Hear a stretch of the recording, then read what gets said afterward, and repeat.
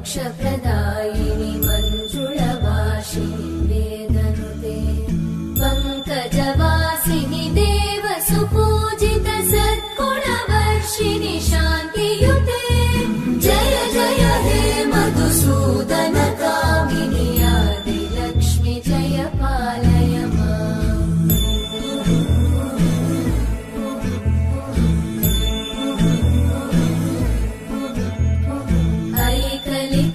ऐकलिकल्मषनाशिनि का